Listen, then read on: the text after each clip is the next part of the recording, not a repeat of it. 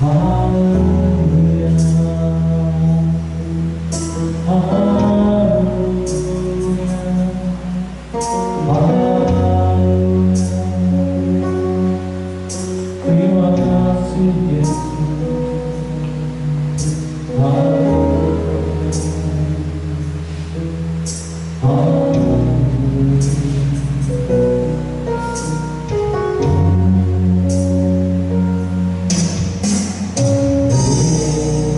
karena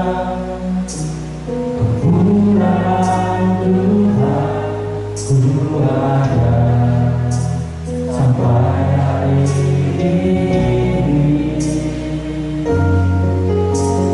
Oleh karena kebaikan Tuhan, janji-Mu terjadilah.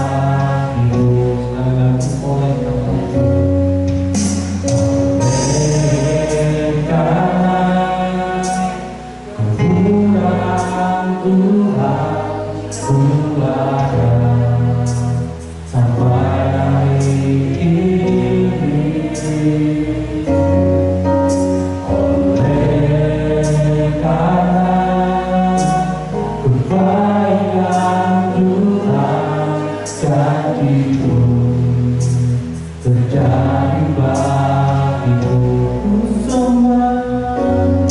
Ku sembah Kau Tuhan, ku mengangkat tanganku, selamanya Kau ajaib bagiku.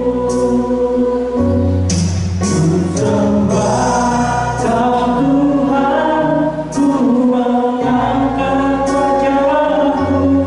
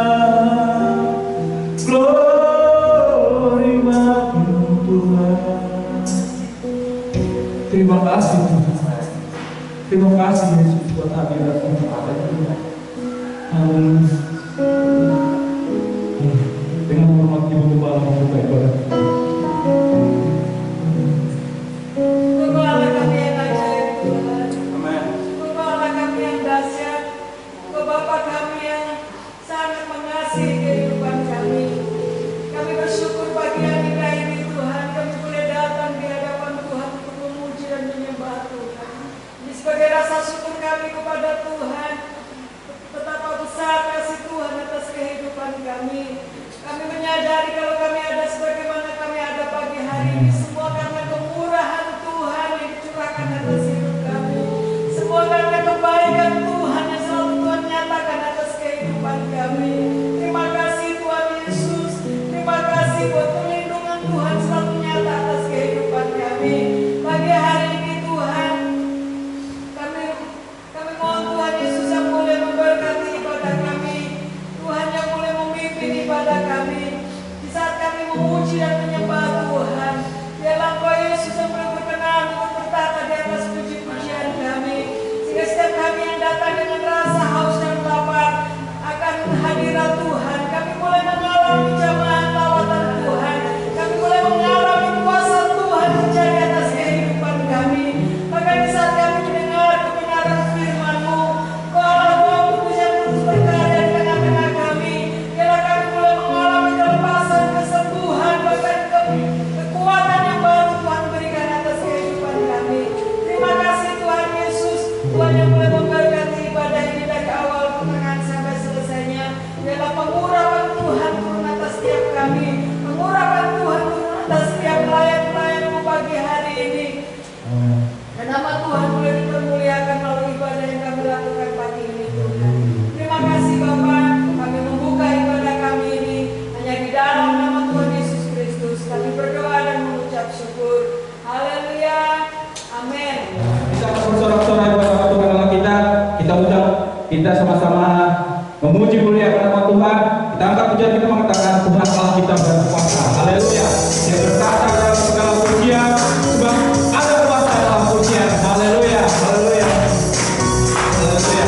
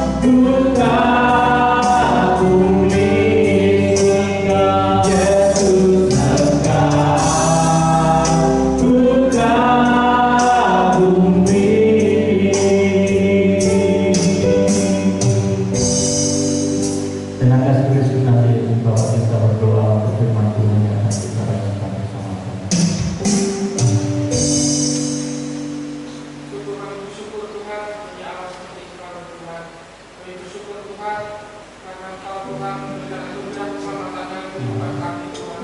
Kami percaya Tuhan pengorbanan-Mu Tuhan, kasih setia yang sudah diberikan kami memberikan kepada kami Tuhan untuk sukacita dalam kehidupan kami. Karya terbesar dalam kehidupan kami Tuhan, saat Engkau Tuhan merayakan diri-Mu Tuhan, berkorban Tuhan, menggantikan kami di alam maut Tuhan untuk menyelamatkan kami Tuhan. Terima kasih Bapa buat anugerah-Mu, buat pertolongan-Mu, buat penyertaan sepanjang hari, sepanjang minggu, sepanjang bulan kami lewati hari demi hari Tuhan. Setiap saat ini Tuhan, kami anak-anak-Mu berkumpul di tempat ini Tuhan. Kami rindu bertemu dengan Engkau Tuhan. Kami rindu Tuhan menikmati hadirat-Mu. Kami rindu Tuhan berjumpa dengan Engkau Tuhan, kami mendengarkan firman Tuhan. Mari Kau urapi kami semua yang ada di tempat ini Tuhan, dan urapan-Mu berikan kami roh hati yang siap untuk mendengarkan firman Tuhan. Terima kasih Bapa, kami lagi Kau urapi hamba-Mu yang membawa firman-Mu, biarlah firman-Mu Tuhan yang memberikan kehidupan kami Tuhan itu menjadi rema, menjadi kekuatan dalam kehidupan kami Tuhan. Terima kasih Bapa, kami juga berdoa setiap masa gelap yang mimpi setiap senang dan kami mendengarkan firman-Mu. Kami berusaha kami mengikat, kami olah di jalan Yesus, di jalan seperti itu. Jalan Tuhan, prosesi melindungi kami Tuhan. Biarlah jiwa kami, pikiran kami, roh kami tertuju hanya kepada Engkau saja Tuhan. Terima kasih Bapa, terima kasih Tuhan, kami siap mendengarkan firman-Mu di dalam nama Tuhan Yesus Juru Selamat kami. Haleluya. Amin. Amin.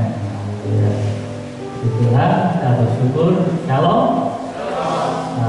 Syukur kita boleh kesempatan kembali untuk kita boleh berkumpul tempat ini untuk kita bersyukur atas kasih Tuhan. Di Tuhan, saudara sekalian, kita akan kembali belajar firman Tuhan. Firman Tuhan masih dalam seri perlengkapan senjata rohani. Hari ini kita akan belajar tentang yaitu kasut atau sepatu, sepatu yang berbicara tentang kerelaan untuk memberitakan kerajaan Allah. Kita akan baca sama-sama satu ayat ini di dalam surat Efesus pasal 6 ayat yang 15. Setelah hitungan ketiga kita akan baca bersama-sama 1, 2, 3. Kakimu berkasutkan kerelaan untuk memberitakan Injil damai sejahtera. Di Tuhan, saudara sekalian, perlengkapan rohani yang ketiga yang Rasul Paulus sampaikan kepada jemaat di Efesus yaitu berbicara tentang kasut atau sepatu kalau bahasa sekarang. Kalau dalam bahasa dulu zamannya kerajaan-kerajaan, kalau saudara yang tahun-tahun 90-an itu saudara sudah remaja, saudara akan mengikuti seri drama radio, drama Kubara, dan Arya Kamandanu. Itu ada istilah trompa, trompa. Jadi trompa itu sama dengan seperti kasut yang dipergunakan untuk kaki. Nah, kalau bahasa kita sekarang adalah sepatu. Nah, sepatu yang saya tampilkan adalah sepatu BDL yang dipergunakan oleh para tentara atau orang militer. Nah, saudara sekalian, masing-masing kita pada saat kita keluar dari rumah melakukan sebuah aktivitas di luar, apakah kita pergi ke kantor, kita pergi ke gereja, bahkan kita pergi ke kebun. Yaitu kalau kebun dalam artian kita seperti mata nyadap karet pasti pakai sepatu, ya. Soalnya kalau kita pakai sendal jepit, nah repot nanti, bisa ketusuk duri, ya kan. Malah kalau jalannya lumpur, sendalnya yang nancep, ya kan, mesti kita pakai sepatu. Nah, kalau saudara sekalian, sepatu kita pakai untuk melindungi akan kaki kita. Bukan sebuah kebetulan. Pada saat Rasul Paulus ini di dalam penjara di kota Efesus, dia memperhatikan ada seorang tentara Romawi, ya, seperti gambar kita tadi, gambar kita yang lengkap. Nah,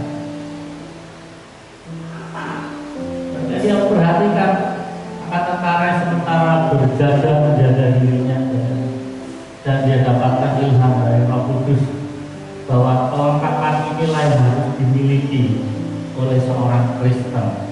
Ya. Seperti di awal-awal sudah saya sampaikan bahwa tujuan kehidupan kita, ya, kita akan melakukan sebuah peperangan rohani. Ya. Dan diharapkan pada saat saya dan saudara selesai mengakhiri sebuah perjuangan atau peperangan rohani, diharapkan kita masih bisa berdiri tegak. Ya. Jangan sampai pada saat kita mengakhiri pertandingan kita tergeletak, kita kalah. Oleh karena itu Rasul Paulus sampaikan kita mesti pakai baju zirah, pilihan kebenaran, kasut, perisai, dan di sini ada pedang, ini pedangnya, kemudian teropong keselamatan, ada 6 perlengkapan rohani. Nah, bukan sebuah kebetulan pada saat Rasul Paulus di penjara dia melihat, wow, kasut ini memiliki peranan penting, ya. Jangan sampai pada saat seorang Kristen berjalan, kemudian ada batu atau kerikil yang tajam dan kakinya kena kerikil tajam itu atau kena paku, kena duri, dan akhirnya dia berhenti dalam perjalanan kekristenannya. Karena apa? Ada luka di kakinya. Sehingga Rasul Paulus sampaikan perkara yang ketiga adalah kerelaan. Kakimu berkasutkan kerelaan untuk memberitakan Injil damai sejahtera. Saudara sekalian, masing-masing kita dalam kehidupan kita ada sebuah perjalanan. Ada sebuah perjalanan kehidupan yang pasti kita tuju dan kita punya target. Tetapi dalam renungan kita pada pagi ini, pastikan bahwa dalam perjalanan hidup kita ada sebuah atau memiliki dampak terhadap namanya kekekalan. Ada perkara-perkara rohani yang kita kerjakan. Ya. Kita semua ada dalam sebuah perjalanan. Dalam berkeluarga kita ada sebuah target, ya kan? Bagaimana nanti kalau kita menikah, kita punya anak, bila kita besarkan anak-anak kita, sehingga anak kita sukses, kemudian sampai dia wisuda, kemudian dia bekerja, kemudian dia menikah, dan kita melihat, puji Tuhan, anak saya diberkati anak-anak dan kita menimang cucu. Ada sebuah sukacita. Tetapi apakah sampai di situ? Itu adalah semua perkara jasmani. Orang dunia juga melakukan seperti itu. Bahkan orang yang tidak percaya kepada Tuhan juga melakukan seperti itu. Lalu apa bedanya saya dengan saudara, dengan orang-orang yang tidak percaya pada Tuhan? Bahkan orang yang tidak beragama pun melakukan seperti itu. Sehingga pastikan dalam kehidupan saya dan saudara, pada saat kita menjalani kekristenan kita menjalani keluarga kita, ada nilai-nilai rohani yang mesti kita tanamkan dalam diri kita sendiri, tanamkan kepada anak-anak kita tanamkan kepada orang-orang sekitar kita. Salah satunya adalah melalui cara ini, memberitakan Injil dalam sejarah. Bapak, berarti saya harus tinggalkan kerjaan saya harus tinggalkan sekolah, kemudian saya jadi pendeta. Itu terlalu sempit. Terlalu sempit berbicara pemberitaan Injil harus jadi pendeta. Pemberitaan Injil terlalu sempit kalau harus jadi penginjil. Terlalu sempit. Tapi ini kita akan belajar tentang memberitakan Injil dalam sejarah dalam skala yang cukup luas. Ya. Jadi pada saat kita mendengar bahwa memberitakan Injil damai sejahtera Tuhan, tidak sekedar kita menjadi seorang full-timer. Menjadi seorang full-timer, menjadi seorang hamba Tuhan secara full itu adalah panggilan khusus. Tidak semua orang. Dan buktinya hari ini pendeta cuma 2, jemaatnya lebih banyak. Ya. Artinya secara full-time itu panggilan khusus dan tidak semua orang memiliki panggilan itu. Nah, lalu bagaimana dengan jemaat Tuhan yang tidak menjadi seorang pendeta? Apakah tidak memberitakan Injil Kerajaan Allah? Tetap. pemberitaan Injil Kerajaan Allah kita mesti kita kerjakan. Dan jemaat Tuhan, di dalam perjalanan iman Kristen ada sebuah misi yang mesti kita pahami. Karena berawal dari sini. Matius pasal 28 ayat 19 dan 20. Di sini disampaikan, karena itu pergilah, jadikanlah semua bangsa muridku dan baptislah mereka dalam nama Bapa dan Anak dan Roh Kudus, dan ajarlah mereka melakukan segala sesuatu yang telah kuperintahkan kepadamu.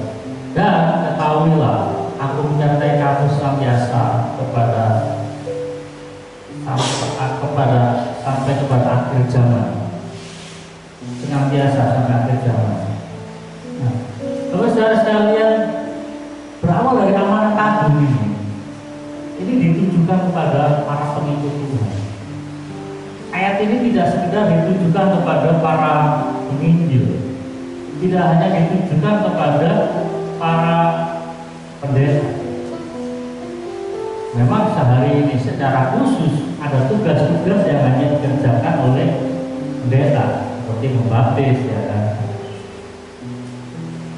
Ini hanya dikerjakan oleh para penginjil atau para pendeta. Jemaat tidak ada kewenangan di situ, meskipun bisa membaptis, tetapi nanti secara organisasi kerepotan dalam menyurat. Tetapi berbicara tentang pengajar, berbicara tentang menjadikan orang murid, kalau tugas kita semua. Mengajar tidak hanya dalam pengertian katekisasi di gereja, tetapi bagaimana saudara-saudara sebagai orang tua mengajarkan firman, mengajarkan kebenaran kepada anak-anak, kan mengajar juga. Ya. Bagaimana kita juga mengajarkan kebenaran firman Tuhan kepada anggota keluarga kita. Tapi saudara sekalian, amanat agung ini adalah sesuatu yang sangat penting. Di detik-detik terakhir, bahkan Yesus menyampaikan kepada para murid hari itu.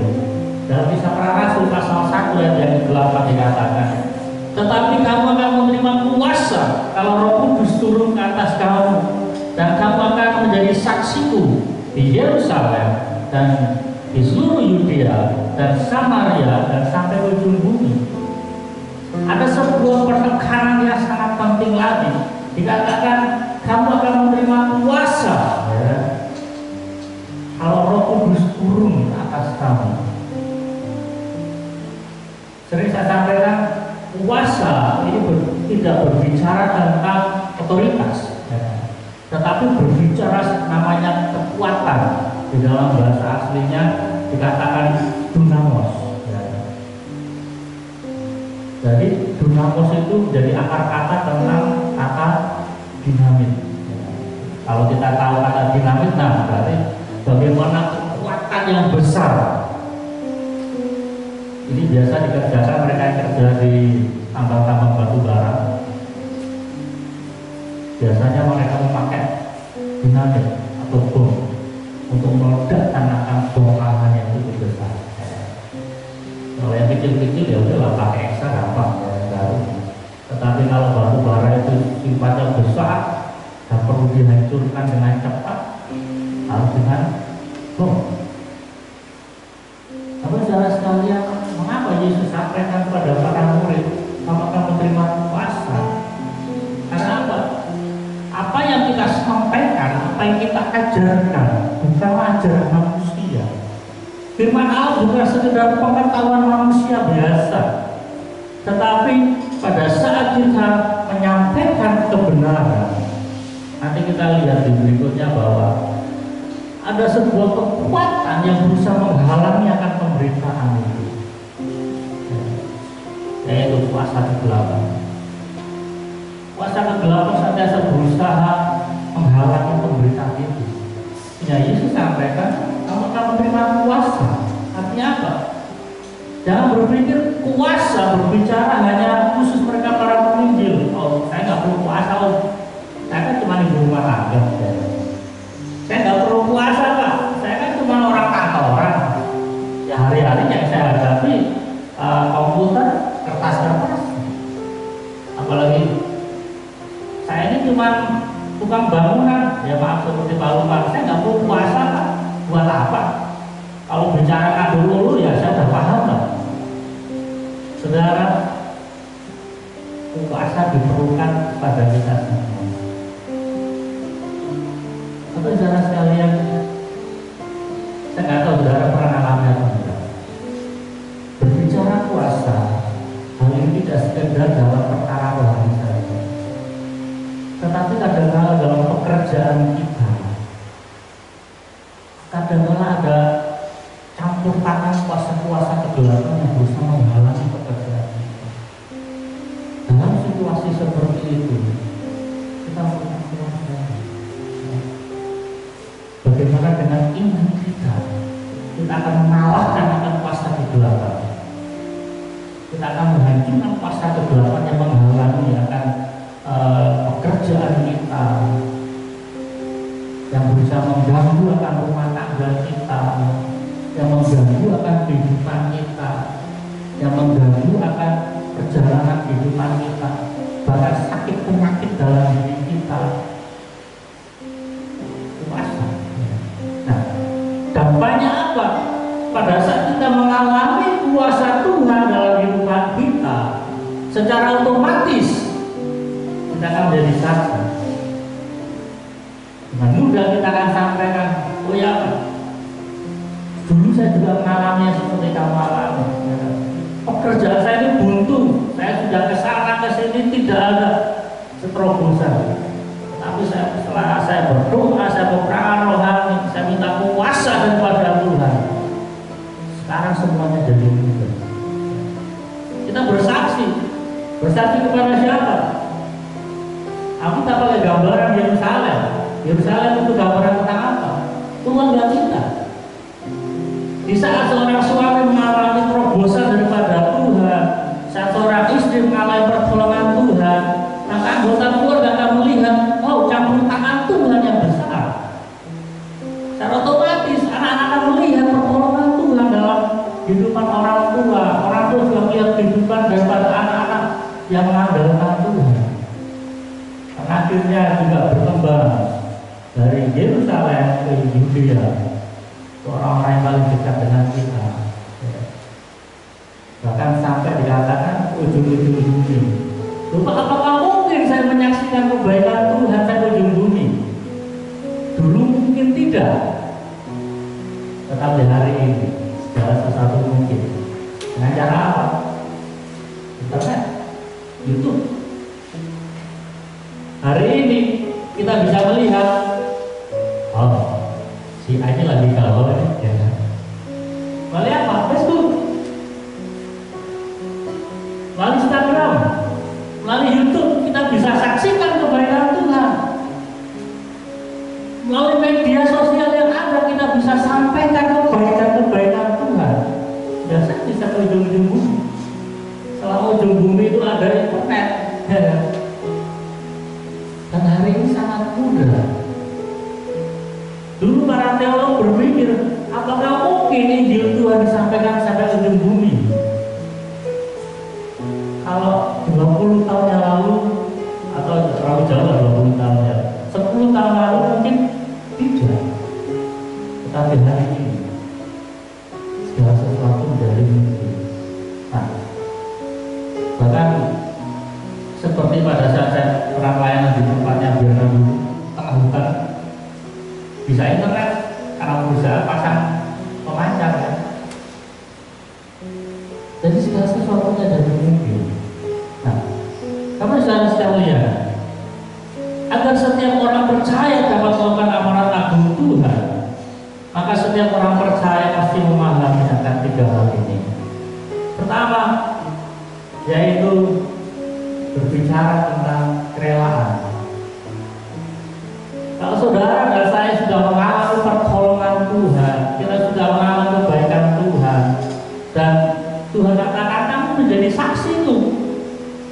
Pertanyaannya adalah, kita rela enggak? Kita rela enggak menyaksikan akan kebaikan Tuhan?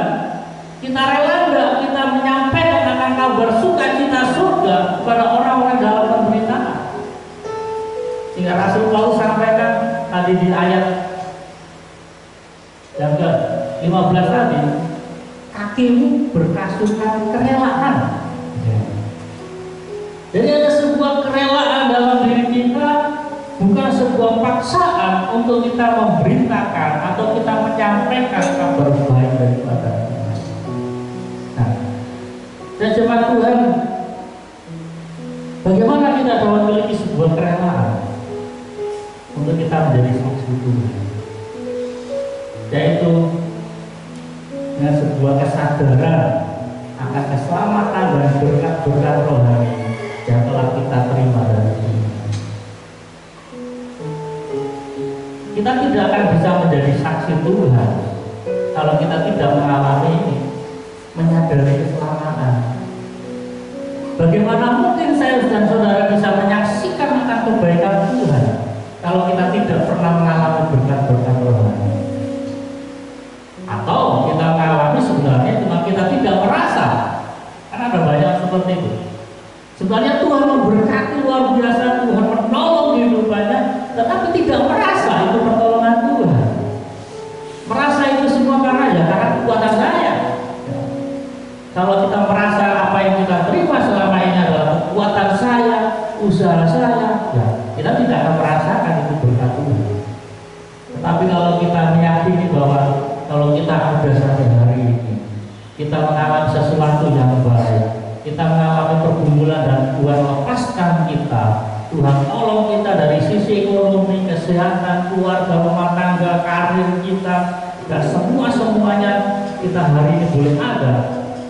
Meskipun masalah nggak pernah berhenti dalam kehidupan kita, toh kita masih bisa berdiri tegak hari ini, dan kita menyadarinya dalam kekuatan Tuhan.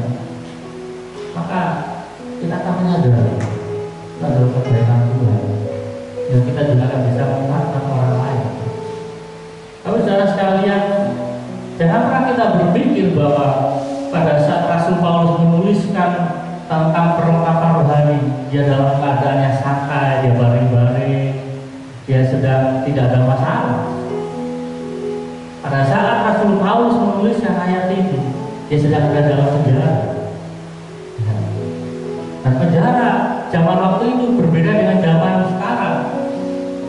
Beberapa waktu lalu saya pelayanan di LP Moratewe. Kalau orang di penjara di LP Moratewe santai, dan duduk ngobrol sama teman-temannya. Nanti ada jam khusus dia keluar, ya. Tapi dalam zaman Rasul Paulus nggak bisa seenak itu. Kaki tangannya dirantai, ya. Nggak bisa jalan sana sini. Apalagi Paulus adalah tahanan khusus, di mana dia harus dibawa ke Kaisar Roma. Dia adalah tahanan penting. Dia nggak bisa tidur enak, tetapi bagaimana dia mengalami sesuatu yang luar biasa daripada Tuhan. Dia mengalami hadirat Tuhan sehingga dia bisa menuliskan ayat-ayat ini. Nah, Bapak saudara sekalian, sebuah kesadaran akan pertolongan Tuhan, sebuah kesadaran bagaimana Tuhan telah mati bagi kita, bagaimana Tuhan telah menderita sebagai manusia, sehingga hari ini apapun masalah kita hadapi, kita mengalami kekuatan daripada Tuhan. Kita hidup karena firman. Nah, sekarang selanjutnya, bagaimana kita bisa memiliki kerelaan adalah kita menjadi murid Tuhan. Ada sebuah tantangan iman dalam kehidupan saya dan saudara, bahwa pada saat pertama kita menjadi seorang Kristen, kita mendapatkan status anak Allah. Ya. Dulu kita anak-anak dunia, hamba dosa. Pada saat kita percaya pada Tuhan, kita dijadikan hamba kebenaran. Tetapi kita juga adalah anak Allah. Enak. Tetapi ada sebuah level berikutnya yang harus kita miliki, yaitu menjadi seorang murid. Tanpa kita menjadi seorang murid, kita tidak akan memiliki kerelaan. Karena apa?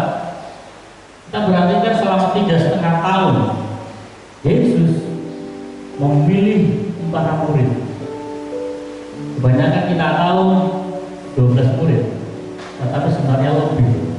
Ya. Rasul 12 orang, tetapi murid lebih daripada 40. Suatu saat kan Tuhan mengutus 40 murid. Ya. Nah, lepas daripada 12 rasul dan 40 murid, dikatakan kita harus menjadi seorang murid. Karena pada saat kita menjadi seorang murid, maka kita akan dilatih, kita akan diajar, dan kita akan diutus. Dua ayat di atas yang sudah kita baca tadi, Matius pasal 28 ayat 19 dan 20, dan Kisah Para Rasul pasal 1 ayat 8. Ayat itu ditujukan pada siapa? Murid.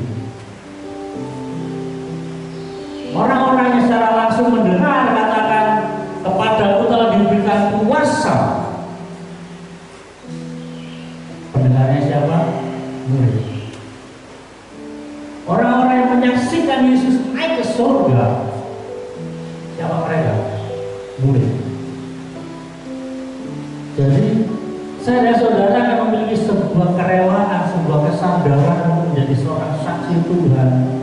Setelah kita melihat perbuatan Tuhan yang besar, setelah kita melihat pertolongan Tuhan yang besar, kita harus duduk menjadi seorang murid. Maka amanat agung itu akan melekat dalam diri kita. Dalam Alkitab ada banyak orang-orang yang mengalami pertolongan Tuhan. Salah satu contoh besar, 10 orang kusta. 10 orang kusta disembuhkan Tuhan. Yang kembali kepada Tuhan berapa orang? 1. Yang 9 yang mana? Tidak tahu kemana. Apakah mereka pulang ke kampung halamannya? Kan? Ada banyak orang-orang yang mengalami pertolongan Tuhan, tetapi Alkitab tidak banyak mencatat orang-orang yang menjadi murid. Nah, tapi saudara sekalian, pada saat saudara menjadi seorang murid Tuhan,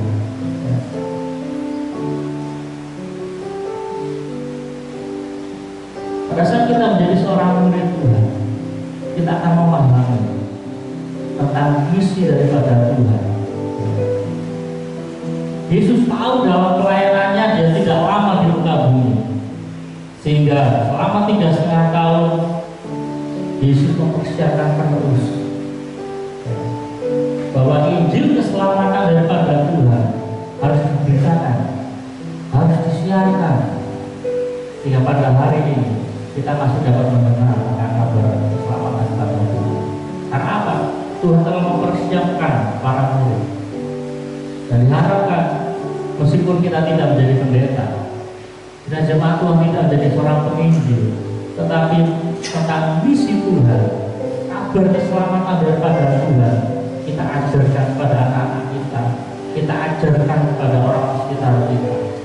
Nah, perkara yang kedua, bagaimana kita memiliki kasih kerelaan. Fakta yang kedua, kita harus memiliki harga bayar. Perlu dipahami bahwa seorang pemberita Injil tidaklah menawarkan surga yang dapat istilahnya. Surga itu bukan barang receh. Surga itu bukan sesuatu yang murahan. Sehingga poin yang kedua saya pakai istilah bahwa mesti ada harga bayar. Surga berbicara sesuatu yang mahal, sehingga surat itu sampai seperti ini. Kamu ditebus bukan dengan barang yang mana. Kita ditebus bukan dengan emas dan perak, tetapi dengan darah yang mahal. Artinya berbicara tentang Injil Kerajaan Allah itu bukan sesuatu yang murahan, bukan sesuatu yang receh, yang ya sekedar lah, enggak, tetapi bukan sebuah harga bayar.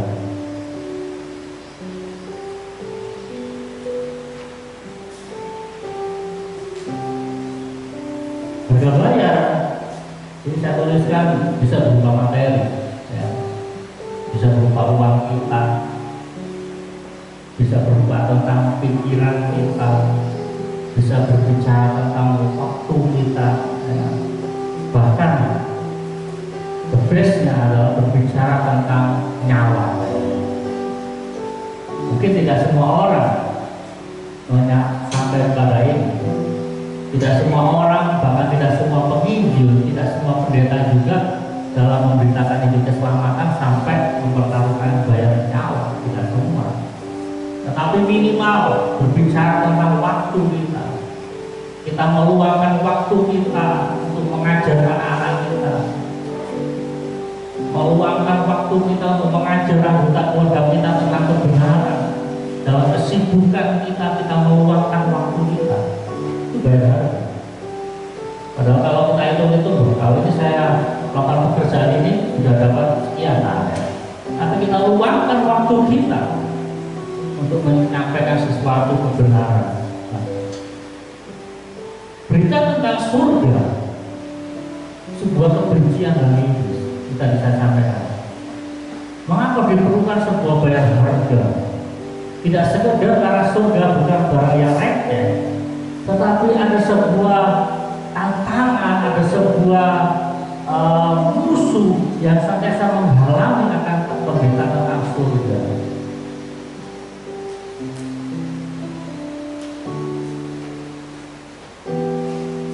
Matius pasal 5 ayat 9 sampai 12. Mari kita baca, karena ayatnya panjang tidak saya tampilkan.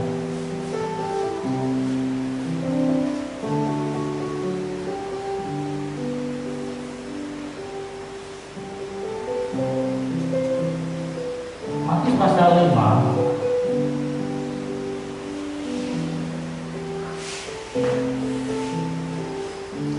ayat 9 sampai dengan 12 kita akan baca sama-sama.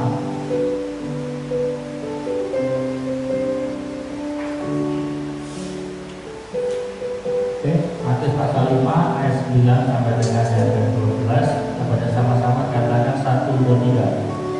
Berbahagialah orang yang membawa damai, mereka karena mereka akan disebut anak-anak Allah.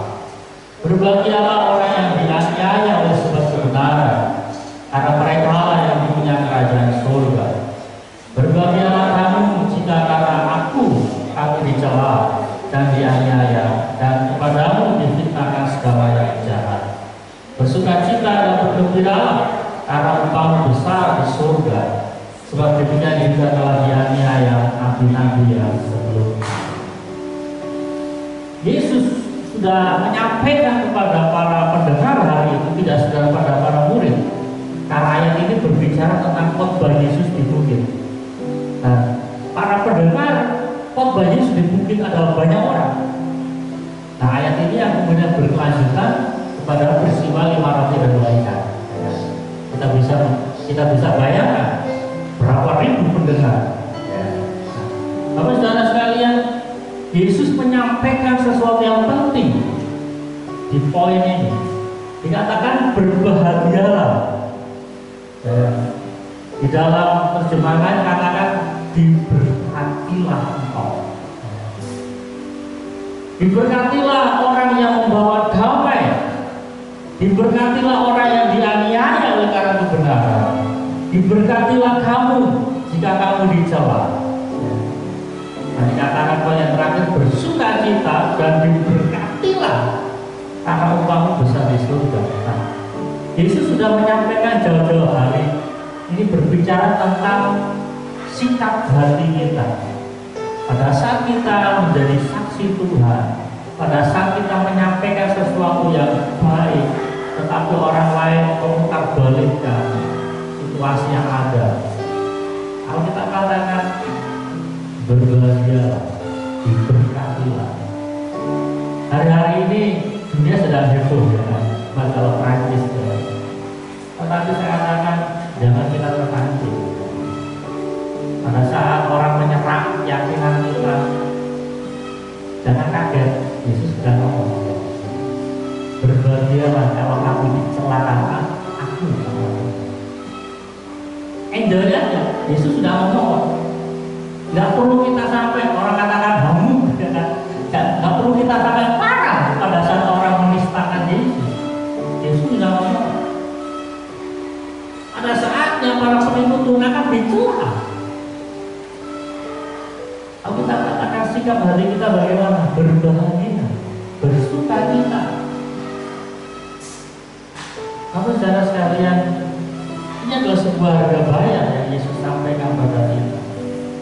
Bahkan di awal-awal Yesus akan dilahirkan di muka bumi, dikatakan ada sebuah ketakutan yang besar daripada siapa? Yusuf. Rasa takut, rasa enggan ini ada dalam kehidupan manusia. Pada saat Yusuf mendengar bahwa Maria mengandung, Alkitab katakan ia berencana untuk berpisah dengan Yesus. Hal yang sama juga hari-hari ini. Ada banyak orang-orang Kristen yang takut atau enggan untuk menjadi saksi Tuhan. Wah, nanti kalau saya menyaksikan kebaikan Tuhan, nanti saya nggak ditemani lagi. Ada sebuah ketakutan. Nah, bagaimana caranya? Itu nanti ada pelajaran sendiri. Nanti poin yang terakhir itu sangat penting. Bahkan sampai usaha Raja Herodes untuk membunuh bayi Yesus. Artinya ancaman atau tantangan tentang kabar baik dari surga akan muncul dari diri dalam sendiri orang Kristen maupun dari pihak luar. Bahkan sampai hari ini, bagaimana Injil Tuhan sentiasa dibatasi dan dihalangi. Ya. Alkitab sudah menuliskan semuanya itu, tetapi pertanyaannya, apakah Injil Tuhan berhenti? Tidak. Injil Tuhan, kabar baik daripada Tuhan terus dapat diberitakan selama para murid Tuhan tetap rela untuk memberitakan kabar baik. Cara yang ketiga adalah saudara surat yang terbuka. Kita baca di dalam 2 Korintus pasal 3 ayat yang kedua dikatakan, kamu adalah surat pujian kami yang tertulis dalam hati kami dan yang dikenal dan yang dapat dibaca oleh semua orang. Dan jemaat Tuhan, dengan mulut kita mau saksikan kebaikan Tuhan ataukah tidak, ya. Fakta akan berbicara, hidup saya saudara akan dibaca oleh semua orang. Pada saat kita mengalami hidup benar di hadapan Tuhan, orang akan membaca hidup kita.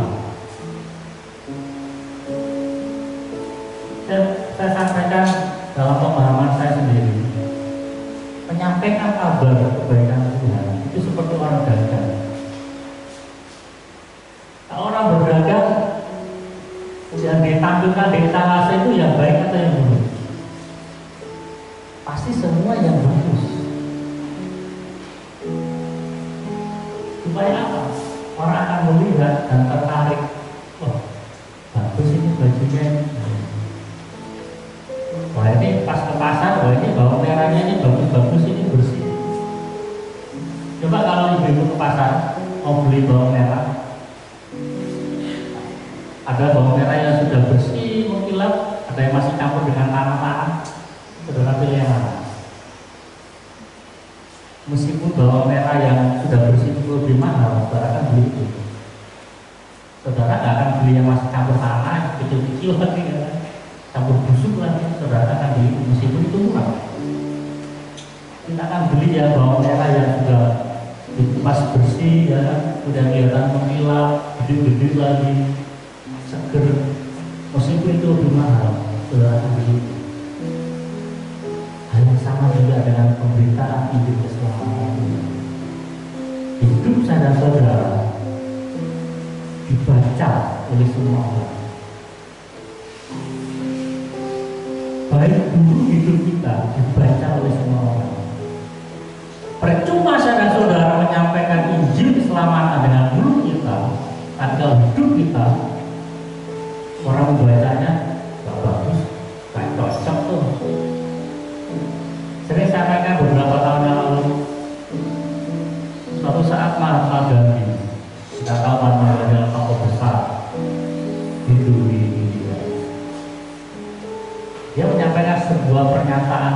penting, dan saya pikir juga meningkatkan kita orang Kristen hari ini.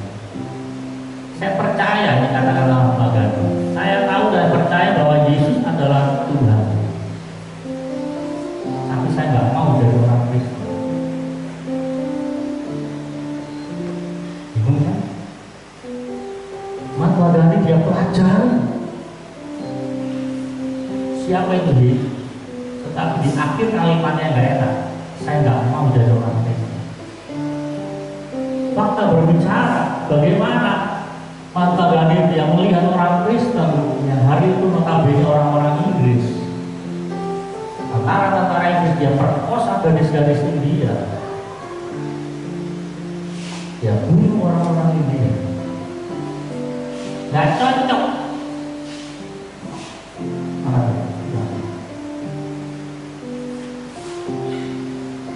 Mahatma Gandhi membaca tentang kitab suci tentang Yesus adalah sesuatu yang bagus. Tetapi pada saat Mahatma Gandhi membaca kehidupan orang Kristen, nggak cocok. Antara hidup orang Kristen dengan Yesus nggak nyambung. Yang Mahatma Gandhi sampaikan, saya nggak akan jadi seorang Kristen. Hari-hari ini mungkin ada banyak orang yang tertarik dengan ajaran Yesus. Ada banyak orang yang tertarik dengan slogan seorang Kristen. Tetapi pada saat melihat fakta kehidupan seorang Kristen, dia nggak tertarik jadi seorang Kristen. Mengapa? Karena apa yang dia baca, karena apa yang dia lihat tidak menggambarkan seperti Tuhan. Surat hidup kita adalah surat yang terbuka, sehingga Rasul Paulus sampaikan seperti ini. Janganlah kamu jadi serupa dengan dunia ini, tetapi berubahlah oleh pembaruan budimu. Ya. Artinya, saudara-saudara mesti mencapai sebuah perubahan agar apapun masa lalu kita, apapun karakter kita di masa lalu yang buruk, pada saat kita mengalami perubahan di dalam Tuhan, maka kita akan menjadi sebuah kesaksian. Bahkan sering saya sampaikan, kalau ibaratnya saya dulu mantan pemakai narkoba, saya seorang pembunuh, kemudian saya diubahkan Tuhan, maka kesaksian hidup saya akan menjadi daya tarik orang. Pak, bagaimana Bapak bisa berubah? Ini jadi sebuah daya tarik. Tetapi kalau kehidupan kita dari sebelum percaya pada Tuhan, kemudian kita jadi seorang Kristen, orang lihat sama.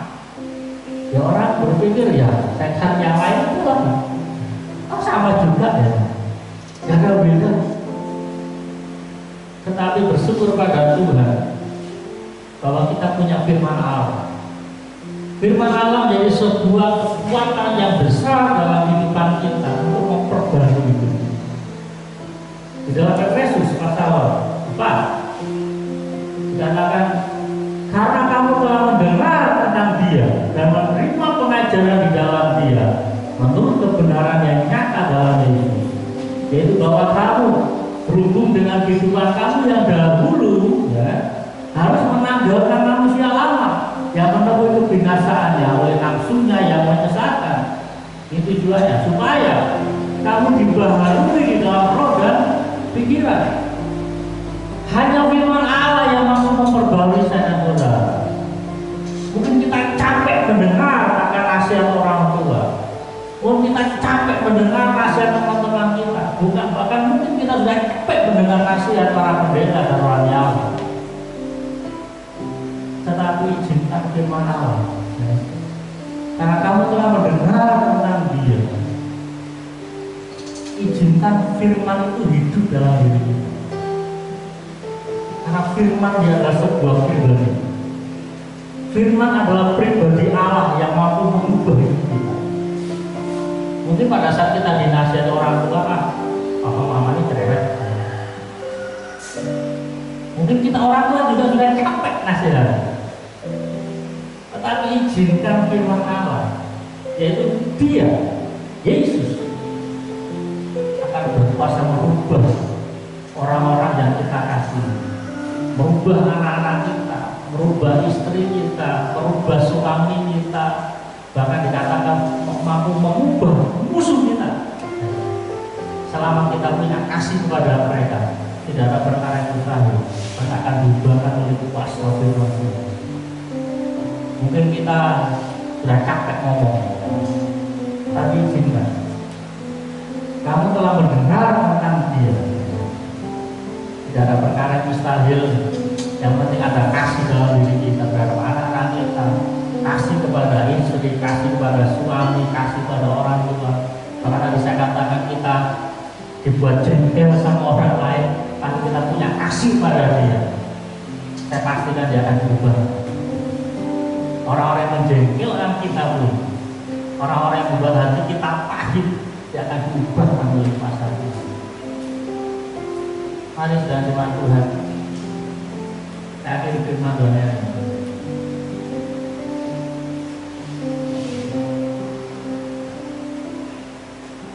Saya punya pernyataan penutup.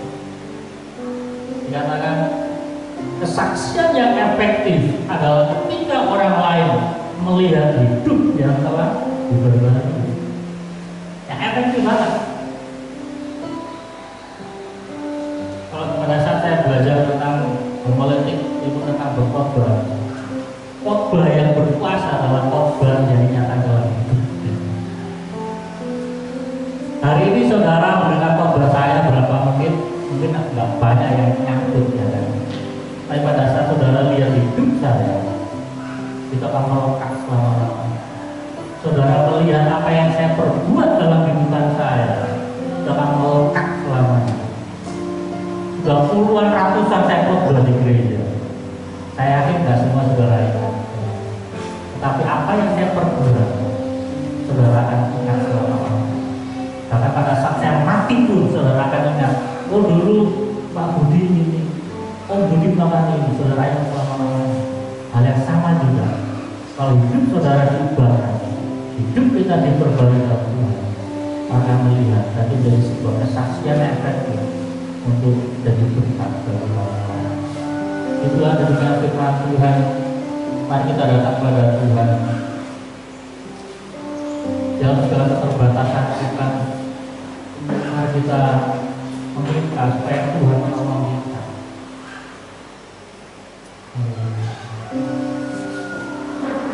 Saya nyanyikan pujian tadi karya yang terbesar, kasih yang terindah, hati yang mulia.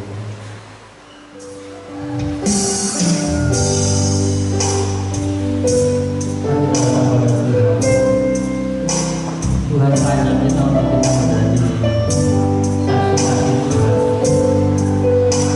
Bagaimana kita dapat menjadi saksi Tuhan? Kita kasih Tuhan.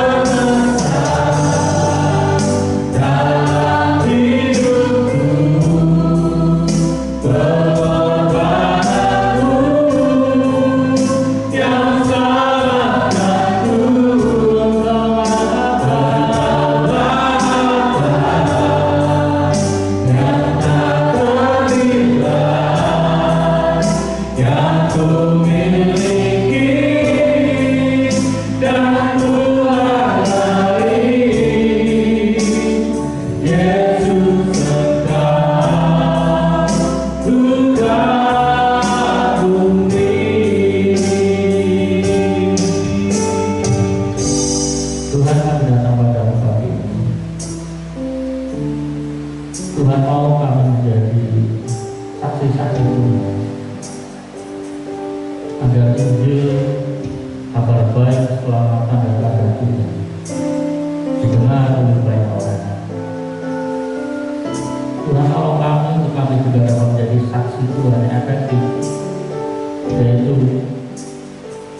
kehidupan kami yang diubah.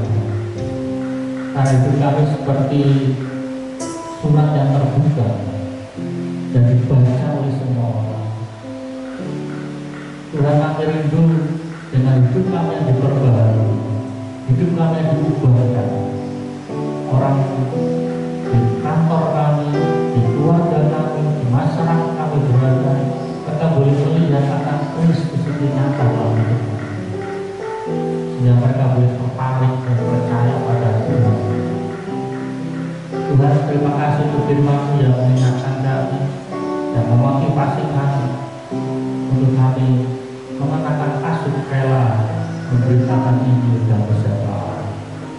Tidak keselamatan yang besar itu tidak saja kami yang memiliki, tetapi orang lain yang belum percaya pada Tuhan, mereka juga beroleh keselamatan daripada Tuhan.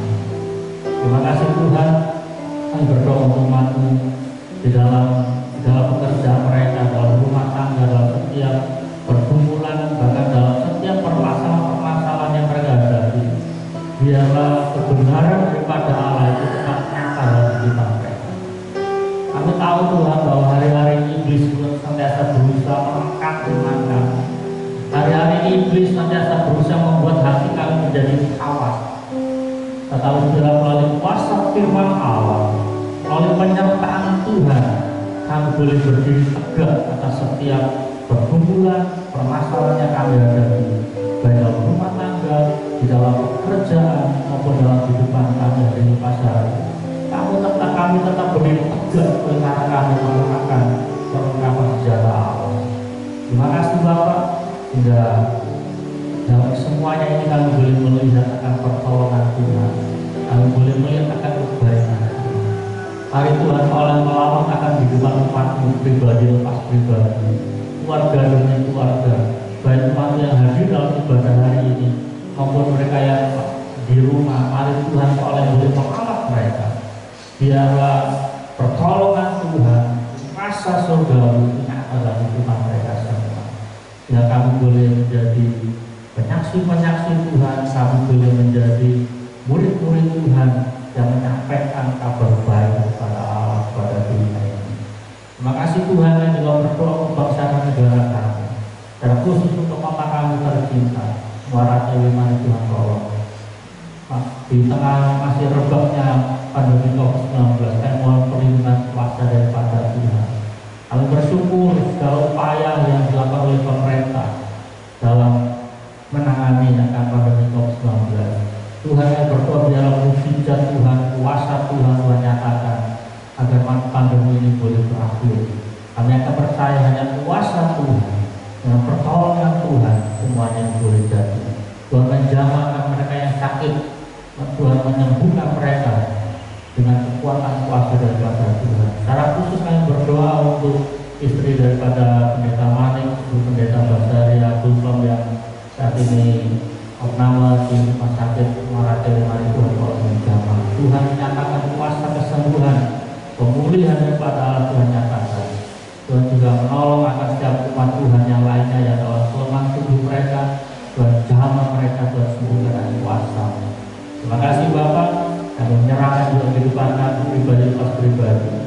Keluar masuk kami dari rumah kami mohon perlindungan kuasa daripada Tuhan. Melingkupi kami dengan kuasa darah. Tuhan tutup urus kami dari segala macam bakteri maupun virus, sehingga kami tetap ada dalam kekuatan dan kesehatan daripada Tuhan. Terima kasih Bapak. Ini Tuhan telah doa ucapan syukur kami dan disempurnakan dengan doa yang Tuhan ajarkan atas setiap orang-orang percaya. Bapa kami di surga, kuduskanlah nama-Mu, datanglah kerajaan, jadilah kita di bumi seperti di surga. Berikanlah pada hari ini makanan kami secukupnya, karena Tuhan akan kesalahan kami, seperti Tuhan mengampuni orang bersalah pada kami. Dan jangan bawa kami dalam pencobaan, tapi lepaslah kami daripada jahat. Karena Kau punya kerajaan dan kuasa dan kemuliaan sampai selama-lamanya. Amin. Tuhan, setelah kita berdiri, kita menyanyikan pujian doa yang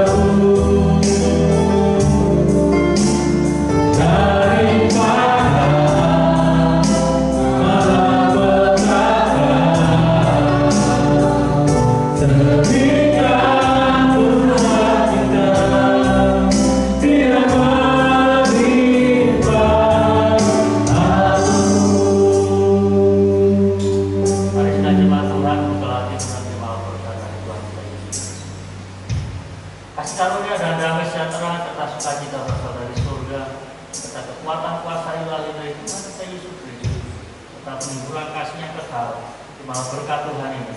Dan di dalam nama Allah Bapa, dan di dalam nama Anak, dan di dalam nama Roh Kudus. Dari pagi ini, sampai Tuhan Yesus datang kedua kalinya. Bapa, terima kasih.